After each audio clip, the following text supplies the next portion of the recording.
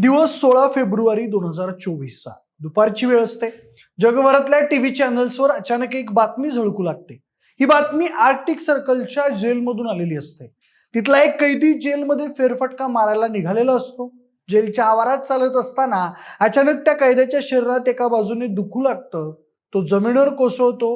आजूबाजूला असलेले सगळे पोलीस त्याच्या जवळ येतात, त्याला जागं करण्याचा प्रयत्न करतात, परंतु बेशुद्ध कैदी काहीच रिस्पॉन्स देत नसतो. तिथे जमलेले पोलीस त्या कैद्याला दवाखान्यात नेतात. त्याच्यावर उपचार केले जातात, परंतु सगळे उपचार व्यर्थहीन ठरतात आणि त्या कैद्याचा गूढ पद्धतीने मृत्यू होतो. त्याच कैद्याची बॉडी 8 दिवसापर्यंत त्याच्या घरच्यांना सोपवलेली नसते. माध्यमांसमोर या सरकारकडून सांगितलं जातं की केमिकल अनालिसिस सुरू आहे. कैद्यांच्या घरच्यांकडून आणि रस्त्यावर होणाऱ्या सरकार विरोधातल्या आंदोलनातून सरकारवर हत्येचे ताशेरे ओढले जातात. त्यानंतर हे सरकार त्या गूढ हत्येची फाईल बंद करतं आणि हा विषय इथेच संपतो. ही घटना आहे रशियाचे अध्यक्ष पुतीन आणि त्यांचे कट्टर शत्रू अलेक्सी नवलनी यांच्यातली. 2 वर्षांनंतर युरोपमधील 5 देशांनी फाईल पुन्हा ओपन करून 14 तारखेला माध्यमांसमोर पुतीन यांच्यावर गंभीर आरोप केले की अलेक्स नवलनी यांची हत्या एका दक्षिण अमेरिकेच्या बेडकाच्या विषाने केली. परंतु इथे प्रश्न असा पडतो की हे अलेक्सी नवलनी कोण आहेत? पुतीन यांना नवलनी यांची भीती का वाटत होती? या अमेरिकेच्या बेडकाचं विष रशियापर्यंत कसं पोहोचलं? या सगळ्याच गोष्टींची माहिती आपण आज या व्हिडिओच्या माध्यमातून जाणणार आहोत. नमस्कार, मी प्रथमेश आणि तुम्हाला तर माहिती आहे आपला विषयच भारी. पण अलेक्सी नवलनी यांच्या मृत्यूबाबत एक बातमी काल समोर आली. रशियाचे राष्ट्राध्यक्ष पुतीन यांचे सगळ्यात मोठे राजकीय शत्रू मानले जाणारे अलेक्सी नवलनी यांचा मृत्यू नेमका कसा झाला यावरून गेल्या 2 वर्षांपासून तर्कवितर्क लढवले जायचे. पण काल युरोपीय देशांनी जो दावा केलाय तो अत्यंत धक्कादायक आहे. नवलनी हे केवळ रशियातील एक नेते नव्हते, तर ते पुतीन यांच्या सत्तेला थेट आव्हान देणारं एकमेव व्यक्तिमत्व होतं.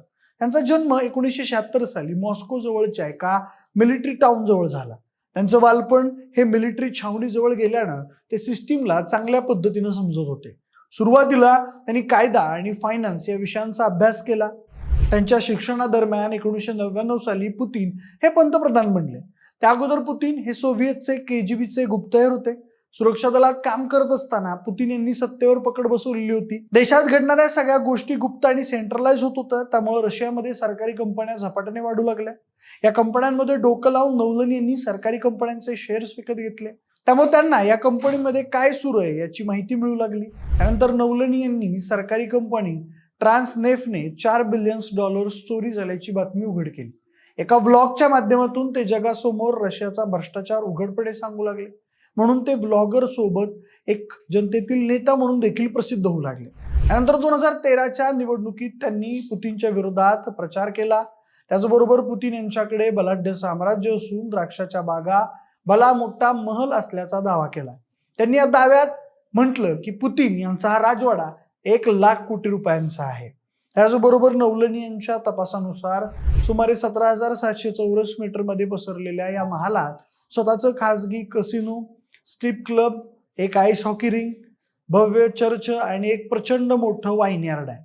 या संपूर्ण परिसराभोवती नो फ्लाय झोन आहे, म्हणजे यावरून विमान नेण्यासही बंदी आहे आणि समुद्रमार्गेही तिथं कोणाला पोहोचता येत नाही. या वाड्याची सुरक्षा रशियाची गुप्तचर यंत्रणा FSB करते, ज्या वाड्याचा थेट संबंध पुतीन यांच्याशी असल्याची माहिती देतं.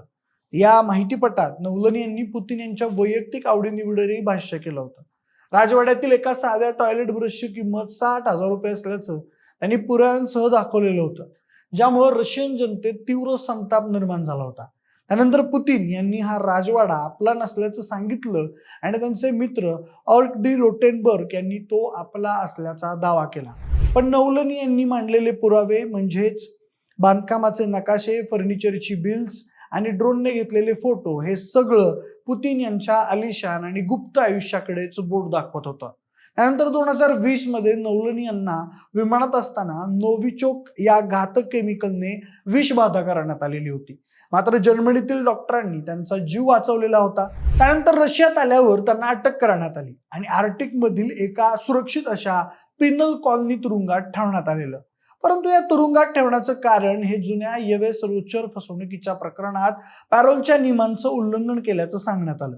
परंतु जागतिक स्तरावर याला राजकीय सूडबुद्धीची कारवाई मानली गेली.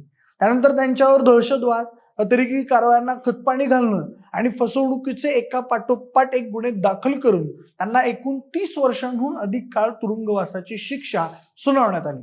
त्यानंतर याच तुरुंगात असताना 16 फेब्रुवारी 2014 रोजी तुरुंगाच्या आवारात फेरफटका मारत असताना ते अचानक कोसळले आणि त्यांचा गूढ पद्धतीने मृत्यू झाला. त्यानंतर रशियन सरकारने 8 दिवस त्यांचं शरीर त्यांच्या घरच्यांना दिलं नाही. त्यानंतरच्या 14व्या दिवशी नवलनी यांच्यावर अंत्यविधी करण्यात आले.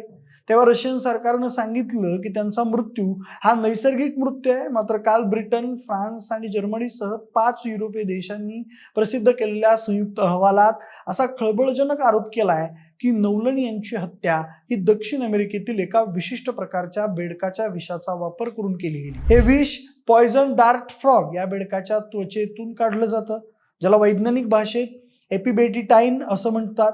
हे विष इतकं घातक आहे की ते मॉर्फिनपेक्षा 200 पटींनी जास्त शक्तिशाली असतं. या विषयाचा एक थेंबही माणसाच्या शरीरात गेला तरी मज्जासंस्था पूर्णपणे निकामी होत आहे. यामुळे व्यक्तीला श्वास घेता येत नाही, त्याचे स्नायू ताठ होतात आणि हृदयविकाराचा झटका आल्यासारखं वाटून व्यक्तीचा मृत्यू होतो. युरोपीय देशांच्या दाव्यानुसार हे विष शोधणं अत्यंत कठीण असतं, कारण ते नैसर्गिक असल्यामुळे रक्तातील रासायनिक तपासणीत सहजपणे सापडत नाही. या घटनेवर रशियावर पुन्हा एकदा आंतरराष्ट्रीय स्तरावर टीकेची जोड उठली आहे. युरोपीय देशांचा असा दावा आहे की नवलनी ज्या तुरुंगात होते तिथं बाहेरील कोणालाही प्रवेश नव्हता. त्यामुळे हे विष केवळ रशियन गुप्तचर यंत्रणांच्या माध्यमातूनच देण्यात आलंय. रशियाने हे सगळे आरोप फेटाळून लावले असले तरी नवलनी यांचं शरीर त्यांच्या कुटुंबियांना देण्यासाठी दिलेला नकार आणि झालेला उशीर आता संशयाच्या भोवऱ्यात सापडलाय. नवलनी यांच्या पत्नीनेही याला राजकीय हत्या असं म्हटलं असून पुतीन यांना या घटनेला जबाबदार धरलंय. एकंदरीत बेडकाच्या विषाचा हा अँगल आता या प्रकरणाला आंतरराष्ट्रीय स्तरावर पुन्हा एकदा पेटवून देणारा ठरलाय. बाकी मंडळी, तुम्हाला या घटनेबद्दल राजकीय हत्या वाटते की नैसर्गिक मृत्यू, आम्हाला कमेंटच्या माध्यमातून नक्की सांगा. सोबतच आपल्या विशेष भरीच्या YouTube चॅनलला सबस्क्राईब करायला अजिबात विसरू नका. धन्यवाद.